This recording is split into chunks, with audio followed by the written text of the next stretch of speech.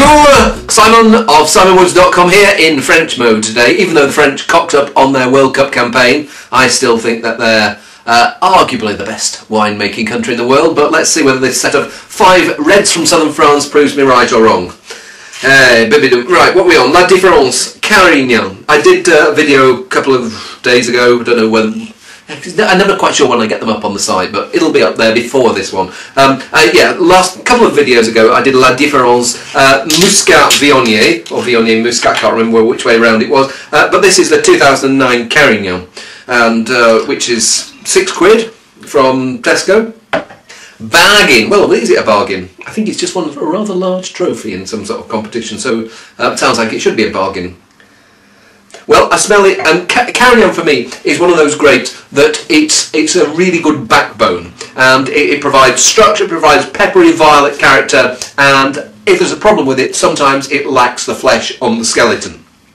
This smells like it's got a bit of both. It smells like it's actually got a little bit of that bit more voluptuous character than often Carignan can have, and it's got that lovely violet edge as well. And it smells like a winery at vintage. It really just smells like grape must. What's not to like about that? It's just a lovely, juicy bistro glug. Actually, I know some people won't like it because it's got freshness and it's got acidity. It's not kiss me quick wine. You need a bit of food with that. You need a plate of...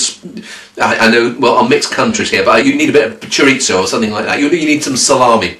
You need some salty cheese, some pecorino, or some... Yeah, why not get like un ton cordial, France, Italy, Spain. Oh... for £6, I can't remember too many wines I've had recently at £6 that are as vibrant and exciting about that. It's got fruit, it's got fragrance, and it's unhampered by oak or anything. Really tasty wine. Bonza. Love that. Next 3, all from the same winery. The Jacques Lurton and Francois Lurton started this wine business. They're part of the Lurton business.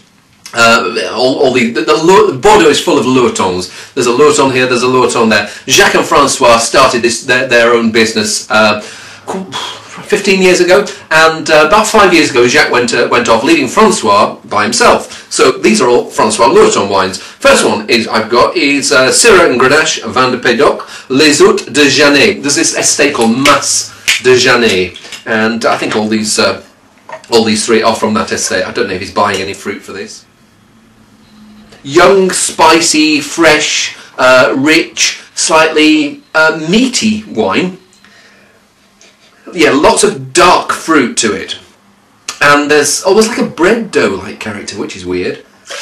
Yeah, violets, herbs, this blackcurrant pastel, plums.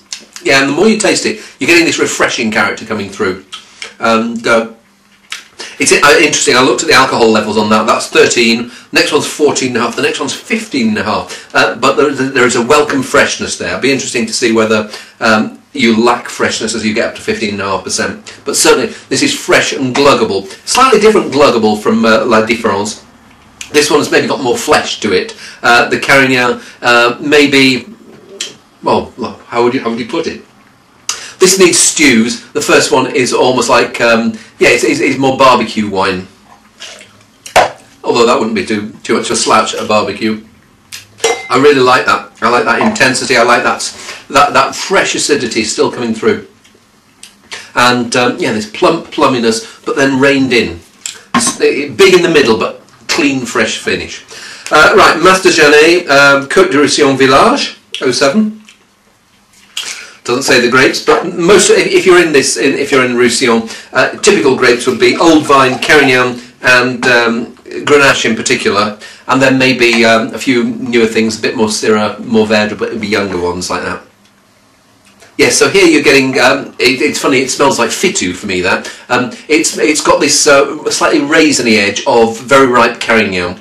I don't know what the grape makeup is, but I wouldn't be surprised if there's a really hefty proportion of Carignan in there. It smells welcomely rustic, if that makes sense. It doesn't smell as vibrant and punchy as the Syrah, and I actually quite like that punchiness that you're getting in the Syrah Grenache. But hey, let's taste it. But then in the mouth, what happens is you're getting more of the herbs, more of the spice, more of the power coming through, and and the finish you're left with, you can sense the earth there. There's this warm, powerful core of hot earth, but hot and fresh, if that makes sense. It sounds like a dubious top shelf magazine.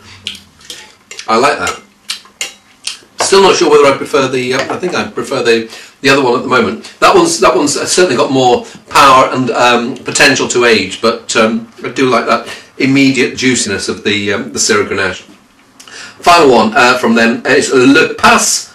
I don't know if it's Le Pas or Pas here, because you can say both in French. Le Pas de la Mule. In other words, I wouldn't take a donkey up there, as it were. 15.5%, 2007, Côte de Roussillon Village, and Old Vine Grenache plus Syrah, 30% Syrah and 10% Mourvèdre. Richer, sweeter, jammier. I'm not sure whether the jamminess is for me a plus point. I'm never quite sure. Why do you need to do this at 15.5%? Why can't you pick it that little bit earlier? It does feel like there is this intensity, but is it almost like like a drum solo intensity? You think, yeah, okay, can you shut up now?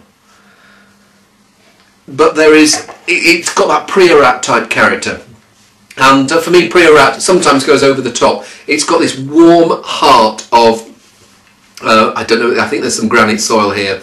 It feels like granitic and dark, deep, full, fleshy wine.